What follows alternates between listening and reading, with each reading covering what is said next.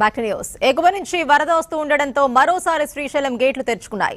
జూరాల సుంకేసుల నుంచి వస్తున్న వరదను ఎప్పటికప్పుడు మానిటర్ చేస్తున్న అధికారులు ప్రస్తుతం ఒక గేటు ఎత్తి నీటిని విడుదల చేస్తున్నారు. ఇక శ్రీశైలానికి ఎగువ పరివాహక ప్రాంతాలైన ఆల్మట్టి, నారాయణపూర్, జూరాల ప్రాజెక్టు నుంచి శ్రీశైలం జలాశయానికి భారీగా వరద నీరు వచ్చి చేరుతోంది. దీంతో శ్రీశైలం డ్యాంలో గంట గంటకు నీటి మట్టం పెరుగుతోంది. డ్యాం నీటి మట్టం గరిష్ట స్థాయికి చేరడంతో వచ్చిన నీటిని వచ్చినట్టే దిగువకు విడుదల చేస్తున్నారు. డ్యాం గేట్ ఎత్తడానికి ముందు దిగువనున్న మత్స్యకారులకు అలర్ట్ సిగ్నల్ గా సైరన్ వినిపించారు. ఇక మత్స్యకారులు ఎవరూ కూడా డ్యాం ముందు భాగంలో ఉండొద్దని అప్రమత్తం చేశారు.